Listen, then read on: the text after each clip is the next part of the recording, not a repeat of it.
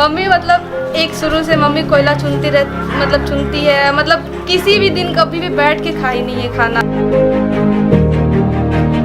बच्चे का दिल तो पढ़ाने को बहुत इच्छा होता है, लेकिन गार्जियन असमर्थ हो जाता है इसको खर्च का व्यवस्था करने में। अडानी फाउंडेशन के द्वारा शिक्षा के क्षेत्र में किया जाने वाला एक बहुत ही सराहनीय काम जो ज्ञानोदय गोड्डा है। क्योंकि अडानी और गोड्डा का जब भी जिक्र होता है तो बहुत विवाद सामने आ जाता है 2018 के बाद अभी तक में, और आज भी कुछ चीज़ें चल रही हैं, लेकिन ये जो है उसके CSR के तहत जो चल रहा है, हम लोग इस पर थोड़ा और ब्रीफ चाहते हैं कि आखिर क्या है ज्ञानोदय, क्या हुआ इसमें, कैसे परिवर्तन ला रहे हैं। सर एक्चुअली जो विवाद का बात आप बोल रहे हैं, अभी जैसे आप 2018 गोड्डा में और अभी 2023 गोड्डा में बहुत इम्प्रूवमेंट हुआ, जैसा कि आप लोग देख सकते हैं। हमारे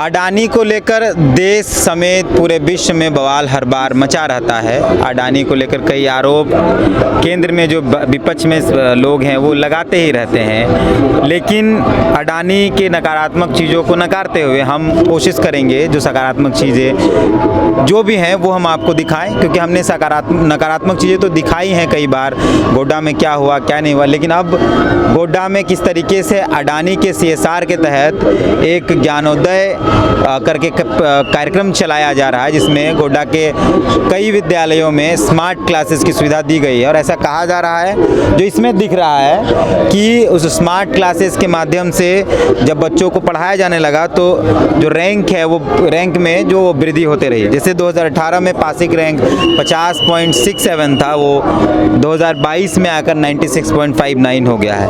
फर्स्ट क्लास जो था वो 2957 था, लेकिन अब 8071 हो गया। तो ये धीरे धीरे बढ़ रहा है ग्राफ, ऐसा इनका कहना है। तो ये जब आप रांची राजधानी के मोराबादी के इलाके में जब आर्मी ग्राउंड में पहुंचेंगे, जहां IAS ऑफिसर की वाइफ्स द्वारा जो मेला लगाया गया है, दिवाली मेला जो हर साल लगता है, तो घुसते के साथ लेफ्ट साइड में आपको ये अडानी का स्टॉल दिखेगा। तो हमको लगा जब हम लोग पहुंचे कि जब अडानी के बारे में बार बार चर्चा होती ही रहती है तो थोड़ी सकारात्मक चर्चा हमें भी कर लेनी चाहिए, और जो बेहतर हो रहा है उस पर बात भी हो जानी चाहिए। तो ये आप देख सकते हैं, ये एक कैनोपी है जहाँ ये लगा हुआ है, इसमें ये दिखाया जा रहा है डिस्प्लेस के माध्यम से कि वो अब बच्चों को किस तरीके से पढ़ा रहे हैं। CSR के लोग हैं, CSR फंड के माध्यम से उस तरह CSR के लोग बात करते हैं। क्या नाम हुआ भैया? राहुल शर्मा। अडानी CSR से क्या है ये ज्ञानोदय, और क्या इससे, क्योंकि इसमें गोड्डा का जिक्र है और गोड्डा और अडानी का जब जिक्र होता है तो विवाद सबसे पहले सामने नजर आता है, ये क्या है? तो अडानी फाउंडेशन के द्वारा शिक्षा के क्षेत्र में किया जाने वाला एक बहुत ही सराहनीय काम जो ज्ञानोदय गोड्डा है, क्योंकि इससे अगर आप गोड्डा के जो शिक्षा का स्तर देखेंगे उसमें काफ़ी ज़्यादा बदलाव आया है। जहाँ पे 2018 में 45 से 50% स्टूडेंट 10वीं बोर्ड को पास कर पाते थे, आज वो 96% के लगभग पहुँच गया है, और पूरे झारखंड में गोड्डा का जो रैंकिंग 21वें पे था वो आज जाके 7वें पहुँच चुका है। तो ये एक बहुत ही बड़ा चेंज ज्ञानोदय गोड्डा को गोड्डा में आने के बाद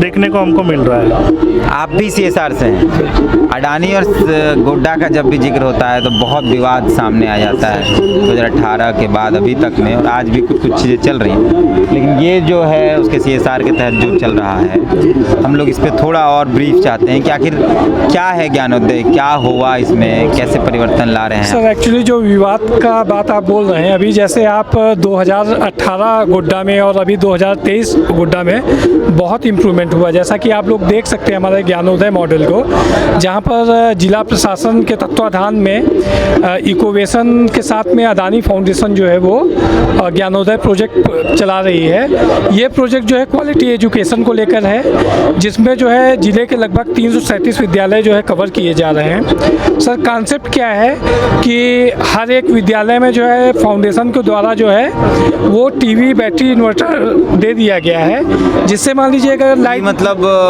वो डिजिटल बोर्ड, नहीं टीवी दिया गया है सर। जैसे सेम आप मॉडल देख सकते हैं ये वाला टीवी।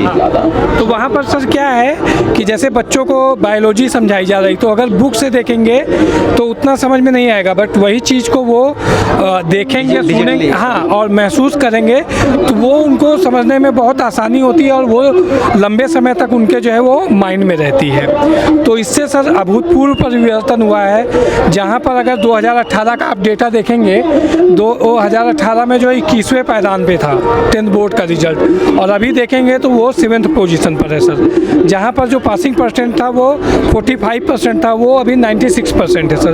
तो बहुत ग्रोथ हुआ है सर। अब सर ज्ञानोदय का यहाँ पर हम लोग बात कर रहे हैं, बट अगर आप वहाँ देखेंगे इन्वायरमेंट के उसमें आप देखेंगे लगभग जो है 50,000 से ज़्यादा पेड़ जो है लगाए गए हैं। चिकित्सा के क्षेत्र में सराहनीय काम किया जा रहा है, जिसका आप फर्क देख सकते हैं वहाँ पर।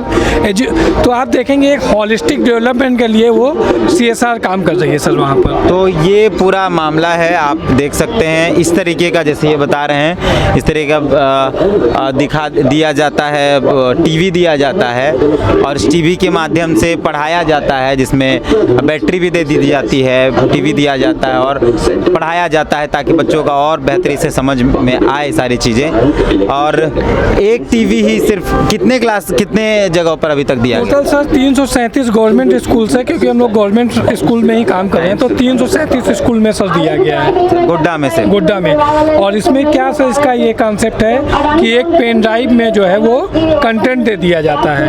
तो अच्छा, मतलब टीवी और उसके साथ पेन ड्राइव में उसका क्या पढ़ाना है उसके सिलेबस के साथ? हाँ, कंटेंट दे दिया जाता है। उस कंटेंट से बच्चे भी खुद से चलाकर जो है वो पढ़ाई कर सकते हैं। तो ये अडानी फाउंडेशन की तरफ से जो गोड्डा में किया जा रहा है उसको दिखाने के लिए ये कैंप लगाया गया है और हम लोग जो भी जानकारियाँ थी आप तक पहुँचाए हैं। फिलहाल हम लोग हैं यहाँ मौजूद, कई और स्टॉल से कई और लोगों से आपको मिलाएंगे। जी थैंक यू।